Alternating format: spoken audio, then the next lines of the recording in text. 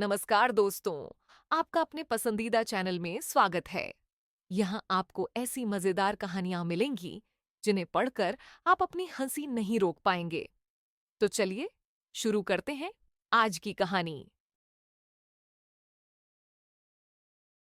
गरीब भाई की अमीर बहन। किशोर और पिद्दी दो भाई बहन थे।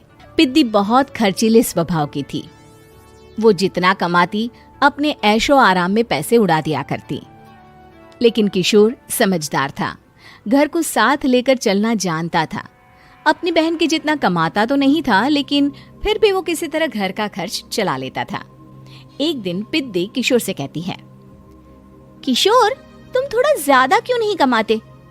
मेरे दोस्त रोज मेरा मजाक उड़ाते हैं। अरे बहन, मैं कोशिश तो कर रहा हूँ। अच्छा सुनो, अगले महीने रक्षाबंधन है, मुझे सोने का हार चाहिए, इससे कम कुछ भी ना लूंगी। अरे दिला दूंगा बहन। किशोर को पूरी रात नींद नहीं आती। उसके दिमाग में बस ये चल रहा था कि उसकी माली हालत इतनी बिगड़ चुकी है, अब वो सोने का हार कहाँ से लाएगा।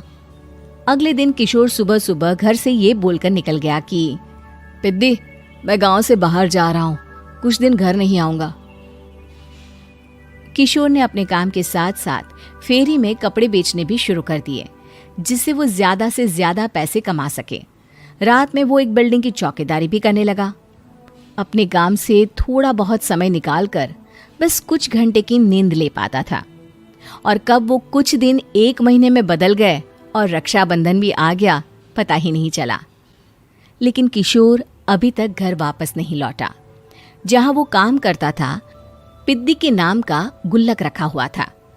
किशोर ने उस गुल्लक को फोड़ा और सारे पैसे इकट्ठा करके एक सोने का हार खरीद लिया। घर में पिद्दी किशोर का इंतजार कर रही थी।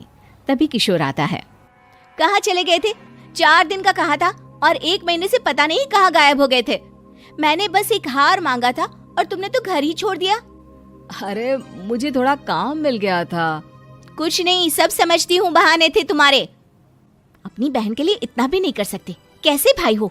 चलो यहाँ बैठो, राखी बांधती हूँ। पिद्दी ने किशोर को राखी बांधी। वैसे ही किशोर ने अपनी बहन के हाथ में सोने का हार रख दिया। उसकी खुशी का कोई ठिकाना नहीं था। वो मिठाई खिलाए बिना ही नेकलेस लेकर चली गई और शीशे के सामने अपने गले में हार रखकर देखने लगी। किशोर ने लड्डू उठाया और खुद ही खा लिया। ऐसे कई साल गुजर गए। एक दिन पिद्दी की नौकरी छूट गई। अब वो पूरी तरह किशोर पर डिपेंड हो गई थी। आए दिन किशोर को अपने महंगे महंगे शौक गिनाकर उससे पैसे मांगा करती थी। किशोर, कुछ पैसे देना, मुझे पार्लर जाना है। किशोर बिना कुछ बोले उसे पैसे दे देता। ये क्या, 500? अरे इतने में तो मुझे पार्लर में एंट्री मिलेगी बस। अच्छा, देता हूँ ना ज्यादा। अरे कैसे भाई हो, अपनी बहन के लिए इतना भी नहीं कर सकते। किशोर ने जेब से 2000 का नोट निकाला और उसे दे दिया। किशोर गरीबी में रह लेता था, लेकिन अपनी बहन को कभी कोई कमी नहीं होने देता था। बेटा, पिद्दी तुम्हारी बहन है, उसे कभी किसी चीज की कमी मत होने देना और उसका ध्यान रखना, क्योंकि भाई का फर्ज होता है अपनी बहन का ध्यान रखना। किशोर ने माँ की कही ये बात हमेशा के लिए याद कर ली थी।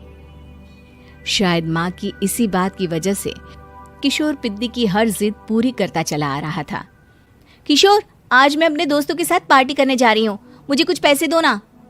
किशोर पिद्दी को समझाता है, लेकिन पिद्दी नाराज होकर चली गई और अपने कमरे में सुबक सुबक कर रोने लगी। किशोर अपनी जेब से कुछ पैसे निकालता है और पिद्दी को दे देता है। किशोर खुद कभी अच्छे कपड़े नहीं पहनता, लेकिन पिद्दी को राजकुमारी की तरह रखता। पिद्दी के जाने के बाद किशोर अपने काम पर निकल गया। एक तरफ पिद्दी अपने दोस्तों के साथ मस्ती कर रही थी, तो वहीं दूसरी तरफ किशोर पैसे कमाने के लिए कड़ी मेहनत कर रहा था। कुछ और दिन ऐसे ही बीत गए। एक दिन पिद्दी एक लड़के को लेकर घर आई और उसे किशोर से मिलवाया।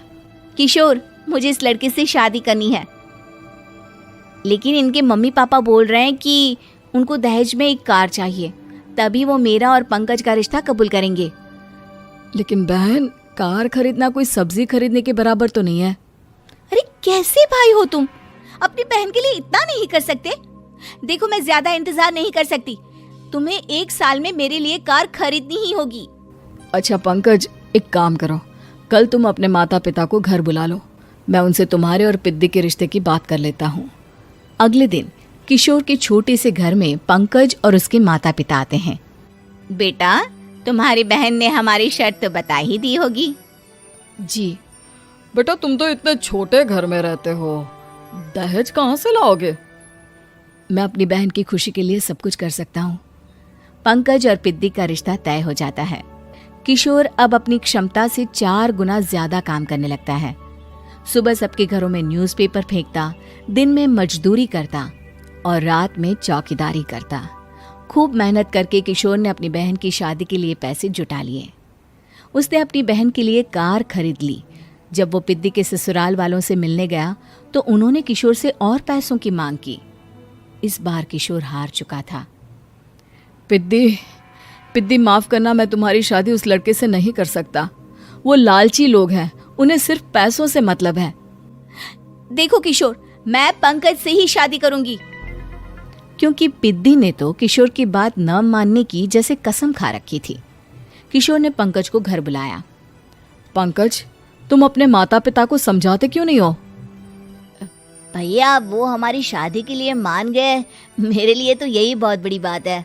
हम एक काम कर सकते हैं, दहेज की रकम में से कुछ पैसे मैं आपको दे देता हूँ।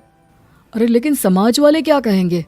अरे जब दुनिया को पता चलेगा तब ना। अच्छा, कुछ पैसे मैं अपने मालिक से कर्ज में ले लेता हूँ। कुछ पैसे पंकज देता है, कुछ वो कर्जा लेता है और अपनी उम्र भर की कमाई वो अपनी बहन की शादी में लगा देता है। आखिर में पंकज और पिद्दी की शादी हो जाती है। पिद्दी की विदाई के बाद किशोर बिल्कुल अकेला पड़ जाता है। अब उसका कमाने में भी मन नहीं लगता। उधारी वाले रोज घर में आकर बैठ जाते हैं। अरे किशोर, अब तो पिद्दी की शादी को 5 साल हो गए, अब तो हमारा पैसा लौटा दो। चाचा, पिद्दी के जाने के बाद किसी भी काम में मन नहीं लगता। अरे तो हमारा पैसा कैसे वापस मिलेगा? जी, कुछ करता हूँ मैं। किशोर के ऊपर बहुत सा कर्जा चढ़ गया था, इसलिए उसने तय किया कि वो ये घर बेचकर सबके पैसे लौटा देगा। अगली सुबह शहर के किसी साहूकार को उसने अपना घर बेच दिया और सबके पैसे लौटा के वो गांव छोड़कर चला गया। पिद्दी ने शादी के बाद कभी अपने भाई का हाल तक नहीं पूछा। किशोर को फर्क नहीं पड़ता था, बस ससुराल में उसकी बहन खुश है ये जानकर उसे खुद की खुशी मिलती थी और ये सोचकर कि उसने तो दोस्तों, मुझे उम्मीद है कि आपको कहानी पसंद आई होगी। अगर आपको पसंद आई हो तो कृपया सब्सक्राइब करें और मजेदार कहानियों के लिए बने रहें। मैं आपसे एक नई कहानी के साथ मिलूंगा। तब तक हंसते रहिए। अलविदा।